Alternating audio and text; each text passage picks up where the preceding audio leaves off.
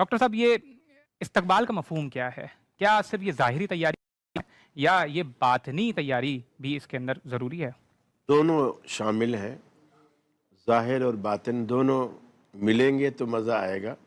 آپ دل میں ہی کچھ کرتے رہیں گے اور اوپر سے بھی نظر نہ آئے تو بھی غلط ہے، اور سب کچھ ہی اوپر ہی ہو اور دل میں کچھ نہ ہو تو بھی اس میں مزہ نہیں ہے۔ اصل میں اللہ تعالیٰ نے، جیسے کل بھی ہم نے گفتگو کی نا، اس رمضان کے مہینے میں 4 چیزیں اللہ نے خاص طور پر بیان فرمائی: ایک روزہ، ایک تقوی، ایک احتساب اور ایک تزکیہ۔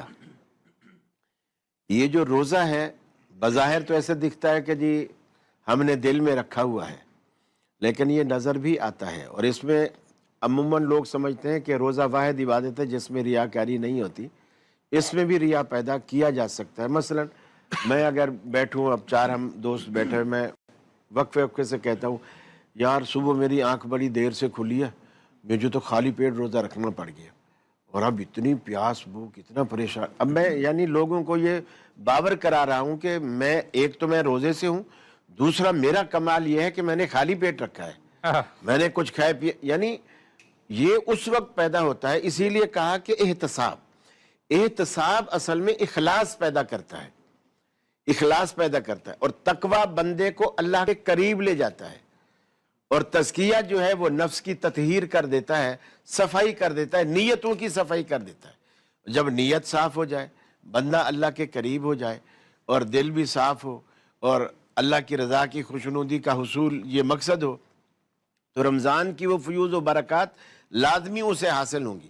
اب ظاہراً اس کو یہ بھی حکم دیا گیا کہ تو نماز، رمضان کی جو رات کی نماز ہے تراویح جسے ہم کہتے ہیں، اسے ادا کر، اور اس اگرچہ اسے فرض نہیں کیا گیا لیکن اس کا فائدہ اتنا بتا دیا گیا، جو فائدہ روزہ فرض ہے اس کا فائدہ بھی یہی بتایا کہ من صام رمضان ایمانا و احتسابا غفر له ما تقدم من ذنبه۔ جس نے ایمان کی حالت میں اور اللہ کی رضا کے لیے بغیر کسی ریا کے اور بغیر کسی دکھاوے کے اس نے اللہ کی خوشنودی چاہنے کے لیے روزہ رکھا، اس کے گزشتہ سارے گناہ معاف ہو جائیں۔ اللہ اکبر۔ اور یہی چیز اللہ نے رات کی نماز جو رمضان میں ہم ادا کرتے ہیں، کہ جسے ہم قیام رمضان کہتے ہیں، آج کل کی اصطلاح میں تراویح کہا جاتا سوال ہے۔ یہ ہے کہ روزہ رکھنا یہ تمام چیزیں تو فرائض میں شامل ہیں، لیکن وہ ریاکاری سے کیسے بچیں؟ کیونکہ ہمارے معاشرے میں تو یہ تو پارٹ آف لائف ہے۔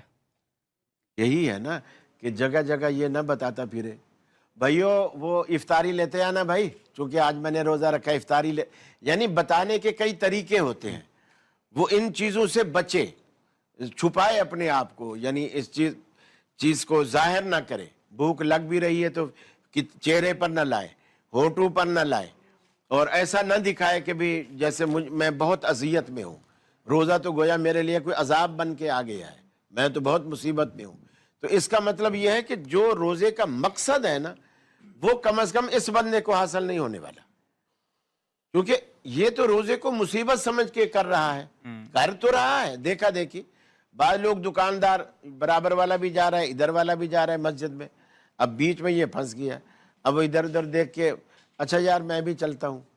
اب اللہ کو پتا ہے یہ کیوں جا رہا ہے، یہ جا نہیں رہا بلکہ اسے لے جایا جا رہا ہے، اور اس کی ریاکاری اسے لے جا رہی ہے۔ یعنی اس کا یہ مقصد ہے ہی نہیں کہ اللہ مجھ سے راضی ہو یا اللہ نے مجھ پر کوئی فریضہ ڈالا ہے۔ یہ یار یہ پڑھ کے آئے گا، یہ پڑھ کے آئے گا، تو آ کے پوچھیں گے یار جمیل میاں تو نہیں گیا، نماز پڑھنے نہیں گیا، جماعت ہوگی۔ اس نیت سے اگر کوئی جا کے پڑھے تو پھر کیا یہ اسے ریاکاری؟ کچھ حاصل نہیں ہونے کا، کچھ حاصل نہیں ہونے کا۔ یہی الفاظ تو اللہ کے رسول نے روزے کے لیے، اس لیے کہ ہر چیز کا ایک مقصد ہے، انما الاعمال بالنیات، اعمال کا حدیث میں آتا ہے قیامت والے دن ایسے عالم آئیں گے، خطیب آئیں گے، ایسے جہاد آئیں گے، جہاد والے ایسے تہجد گزار، اور اللہ تعالیٰ ان کو اٹھا کے دوزخ میں ڈال دے گا۔ اللہ اکبر۔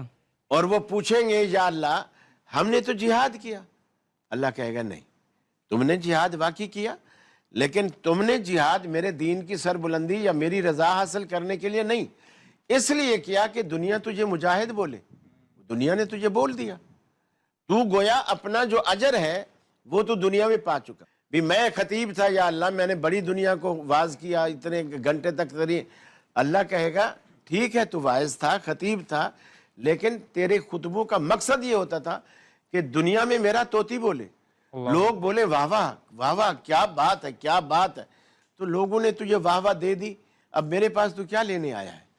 اللہ کے پاس تو وہی لوگ آئیں گے اور انہی کو ملے گا جنہوں نے واقعی وہ کام اللہ ہی کے لیے کیا ہو۔